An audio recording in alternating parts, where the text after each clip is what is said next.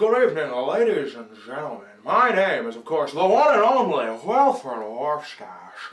And today I'll be interviewing one of the most unique personalities in all of modern video games. Ladies and gentlemen, Mr. Bennett Foddy!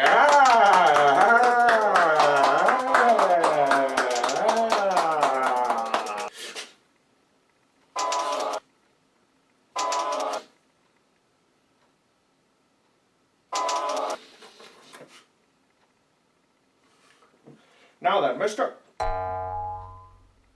Jim, what the hell is this? He's in the bucket?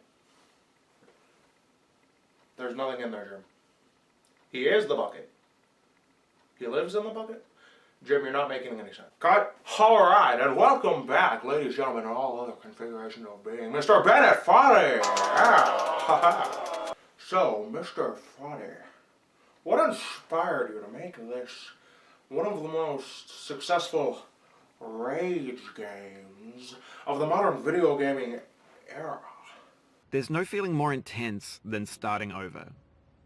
If you deleted your homework the day before it was due, as I have, or if you left your wallet at home and you have to go back after spending an hour in the commute, starting over is harder than starting up. Alright, well that's all fine and good, sir. But what were your specific influences, maybe other games that you played or heard of, that inspired you to make such a demanding and challenging game that very few, if any, players have even completed? This game is a homage to a free game that came out in 2002, titled Sexy Hiking. The author of that game was Jazuo, a mysterious Czech designer who was known at the time as the father of B games. And B games are rough assemblages of found objects, and they're often too rough and unfriendly to gain much of a following. They're built more for the joy of building them than as polished products. In a certain way, Sexy Hiking is the perfect embodiment of a B game.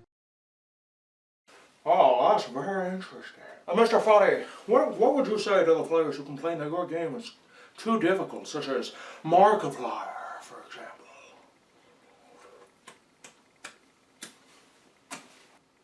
Don't hate the player, hate the game. Ice-T. Quite a brain you've got on this one here. In building and distributing this game via Steam, do you accept all responsibility for death, dismemberment, or otherwise negative health risks that come to your players? And for the most part, that hasn't happened.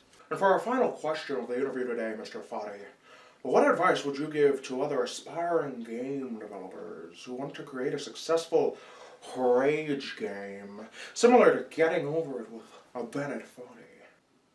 Imaginary mountains build themselves. Well, that's all the time we have for today's interview. Thank you for watching, ladies, gentlemen, and all other configurations of being. My name is Wilford Warstache, and I will see you in the next video. Bye-bye! Cut, Jim.